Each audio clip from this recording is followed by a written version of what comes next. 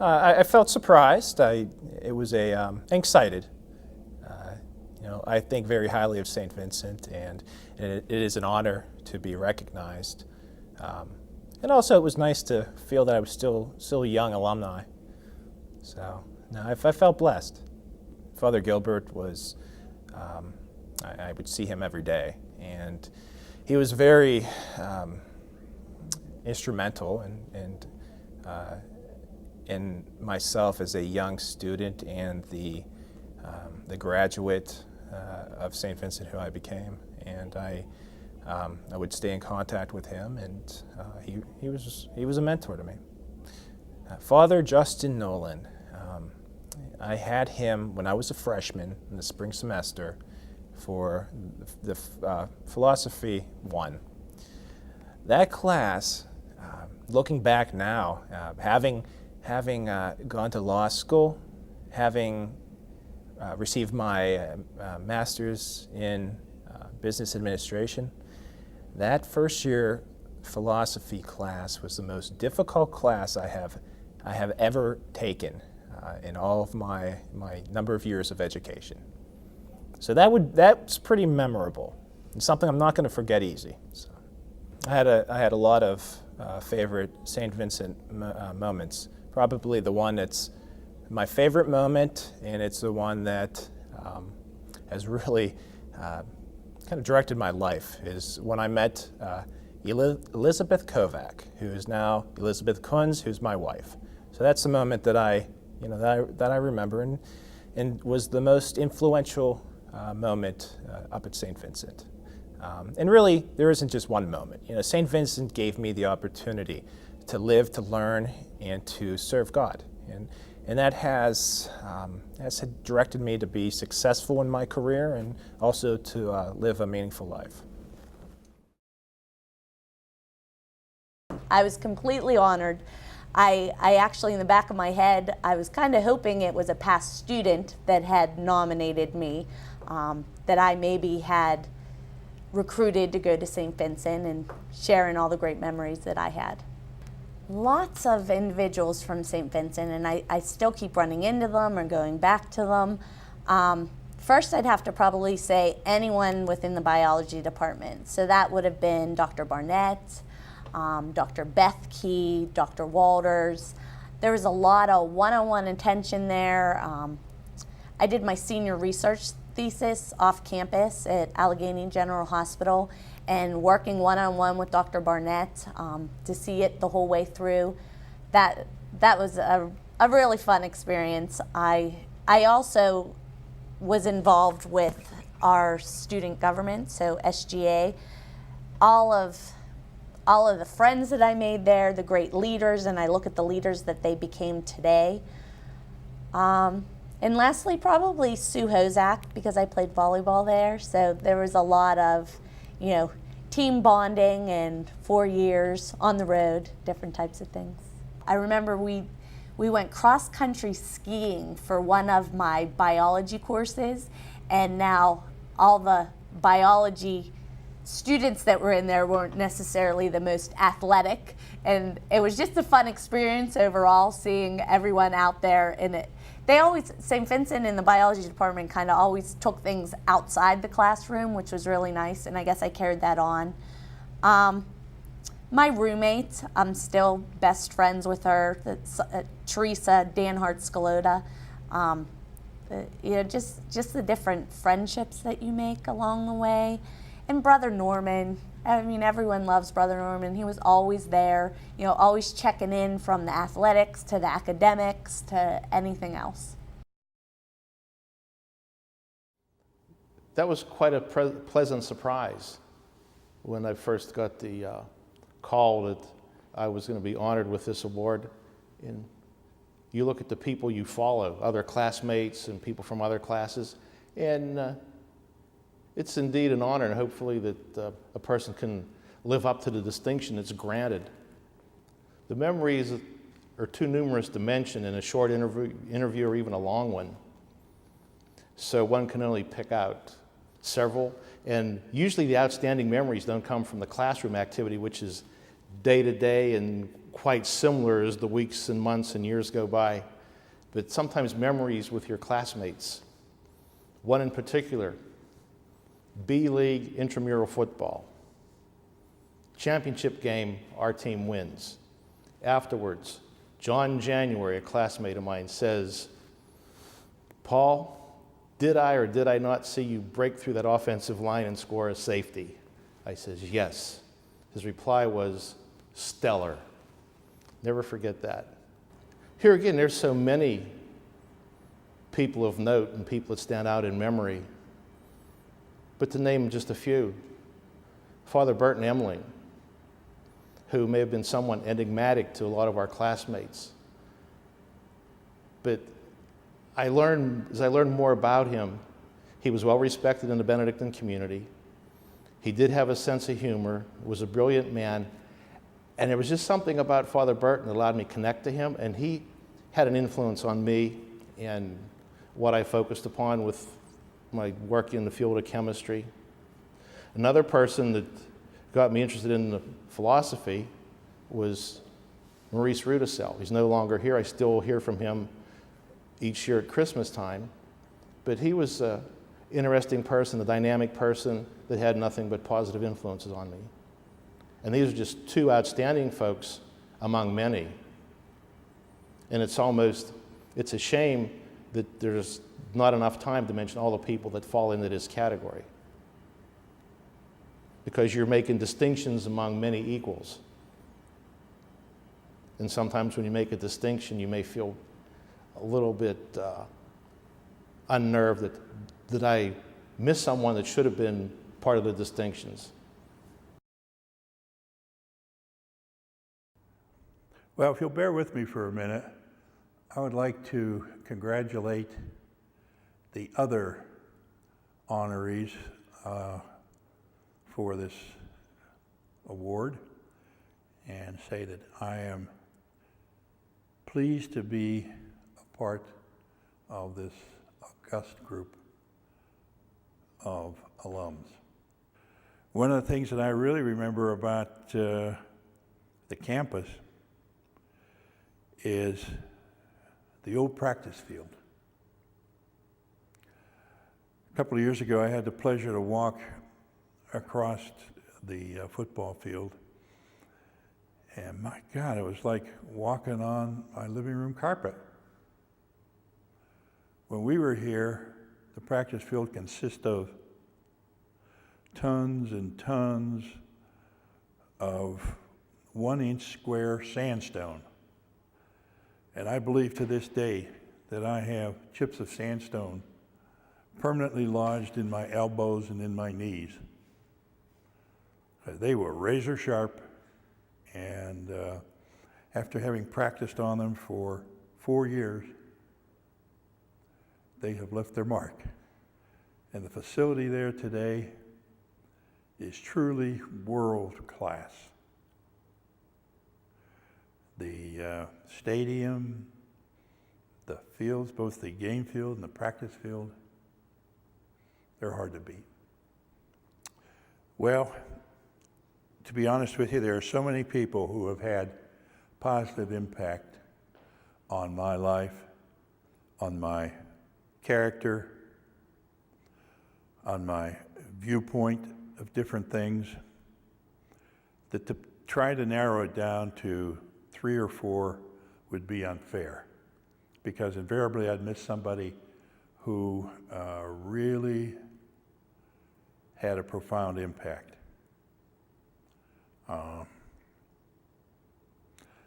But I guess out of all fairness,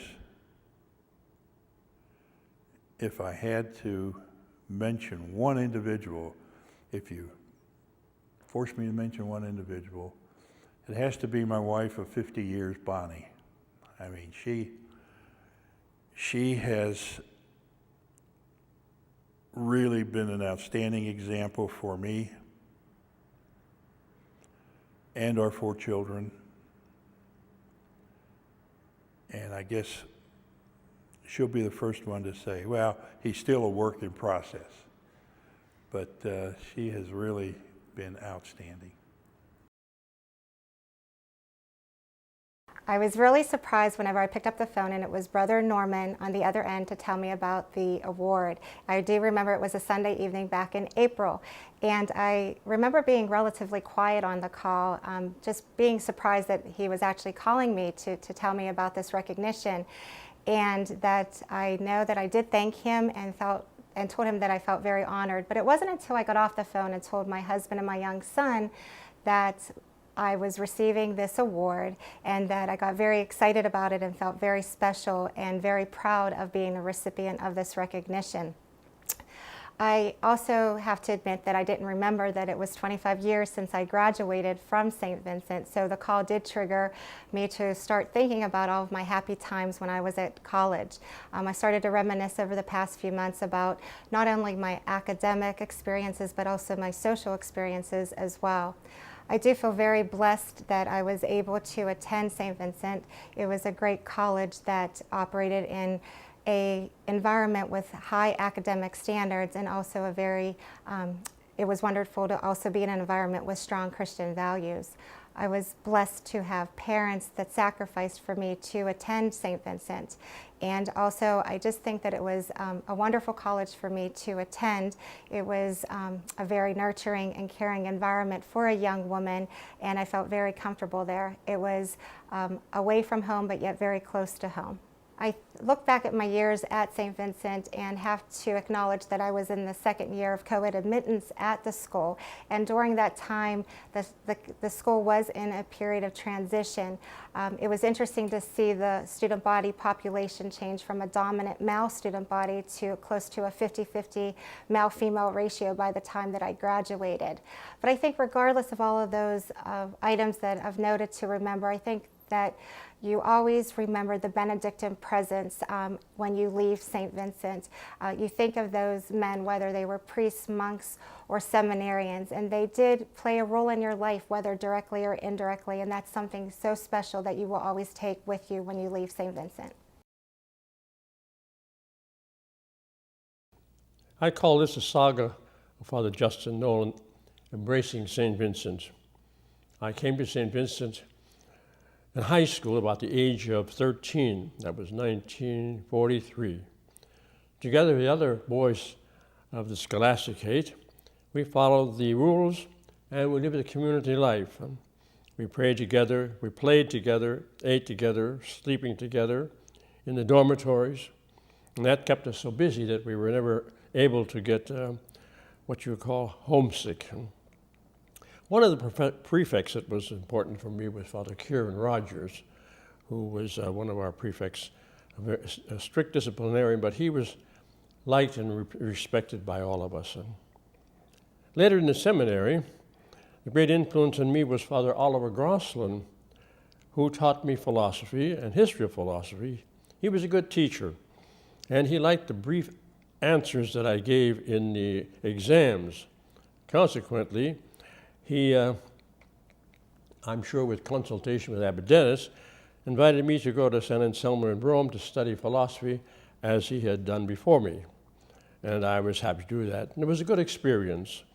The liberal arts education is extremely important to give them a broader view of the world in which we live instead of a one-track mind. But I think it's all very important that we continue to do that in the liberal arts education as much as possible. Ironically, when Brother Norman called me on a Sunday night, it was the weekend here at La Roche that we had just given our Distinguished Alumni Awards. So I was already in the mood of like celebrating all these really and very impressive people. So I was really just like, wow. I was really amazed that Brother Norman was calling me to offer me the same type of award. So I was very proud of that. Well, there are so many people at St. Vincent who have become my lifelong friends, the people I went to school with. Obviously, Father Tom Devereaux really changed my life in many different ways. But there are still so many people who are still here at St. Vincent. People like Brother Norman and Father Myron, and Sue Hozak and Alice Kaler, just the people who really made St. Vincent what it is. This is probably the story I tell the most. And that was when I went to St. Vincent, I was really very homesick. I cried all the time for weeks. I literally had to wear sunglasses to class because I was always ready to cry. I didn't go to the cafeteria, I lost weight, I was thinking about transferring. I really hadn't met a lot of people. And it was Parents' Weekend, and I hadn't invited my parents to come because I really didn't know anybody. And I was walking across campus, and I was cutting through Kennedy at that time. And there was a man there who was blowing up balloons, and he was holding them in his mouth because he couldn't blow them up and hold them. So he called me over, and he asked me to help him hold these balloons while he blew them up. And he introduced himself to me. And he told me that his name was Father Tom Devereaux, and he was the activities director at St. Vincent, and he had been the dean of students for many years. And he asked me about myself, and eventually he offered me a job. And really, at that moment, he changed my life. He got me involved in activities, and I joined student government, and I did orientation. He encouraged me to try out for the volleyball team. I wrote for the paper. And eventually, I decided that I wanted to stay in college forever. And I went on to get a master's degree in higher education, and I've worked at a college forever. Total surprise. Never expected it. Actually never thought about it. Never thought I was qualified. So when I got the phone call from Father Paul and DP, and then of course my wife knew, it was actually shocking. My father went to St. Vincent, graduated in 37. I graduated in 63, brother in 65. So, you know, St. Vincent was always ingrained in our family. I don't think there was another school that we ever considered as far as college coming out of high school. Now that's a long way to answer your question, who here? To me, the St. Vincent institution, the monastery, the monks, the college professors, my classmates, my coaches, I think it was more of the grouping that really influenced me as I look back. Oh, of course, I'd be remiss if I didn't say my personal trips to Seton Hill. I don't know if you guys know it, but I married a 64 graduate, Margie's Fury, and we're still married. We're going to have our 50th next year, my 50th St. Vincent, our 50th wedding anniversary next year. Got a couple of kids, 2 wonderful boys, educated, married wonderful girls. And we have 5 grandkids, all healthy, knock on wood. We live in beautiful California, as liberal and as crazy as it is. We still enjoy it and wouldn't want to go anywhere else. I attribute all of that St. Vincent, because if I hadn't come to St. Vincent, I wouldn't have gone to Seton Hill. I wouldn't have met Margie, and wouldn't have that relationship for sure in my life. Family, friends, St. Vincent. So St. Vincent's a friend. So it's family, St. Vincent, and then my golf buddies.